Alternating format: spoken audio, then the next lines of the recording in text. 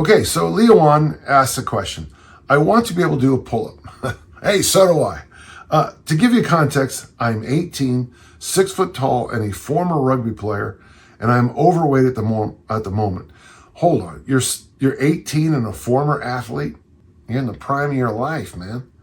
I have never been able to do a pull-up, and while I can access an assisted pull-up machine at my gym, it is very rare for me to get to it consistently. So you have any regressions I could grease the groove with, so to speak, to build up my first pull-up? You know, I've discussed this before on the podcast, but let me tell you how I do it. If you go to danjohnuniversity.com, I have a program called the Hypertrophy and Mobility Program. It was originally called the Post-Deployment Program. And basically, I'm going to give you a piece of advice that I think is great. 3 days a week, I want you going to the gym. And the whole program is in that article, but it's so simple. Okay, so for the first month, 3 days a week, I want you to go in the gym. So it's Monday, Wednesday, Friday, and I'm going to call that day 1, day 2, day 3. On day 1, you hang 1 set. On day 2, you do 2 sets.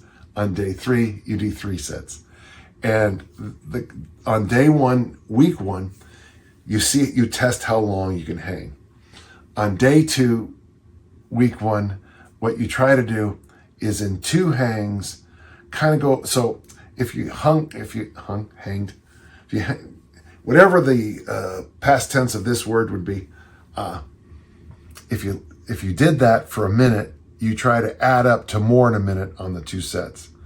And on the 3rd workout, you try to add up to more than that first day's test in the 3 sets and a little extra if you want.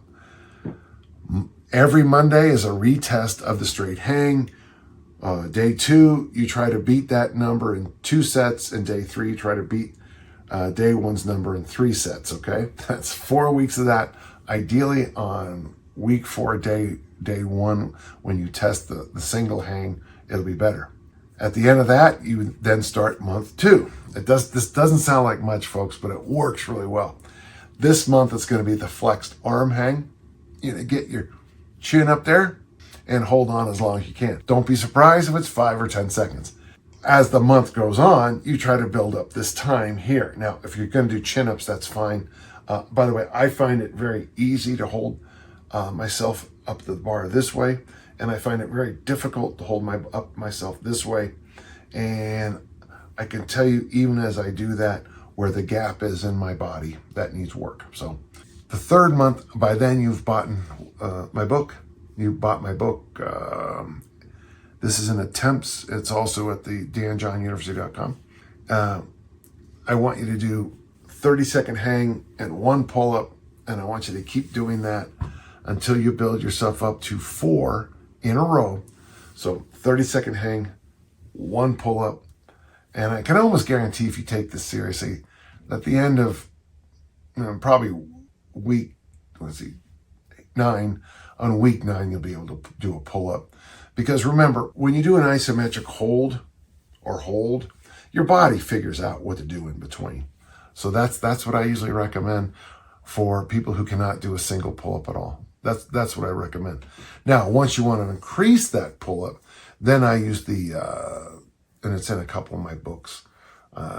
It's the Fighter Pull-Up Program, which I have one of my clients doing right now. And it's a great little program. But that's for another time, another place. Good question, Dan. Thank you.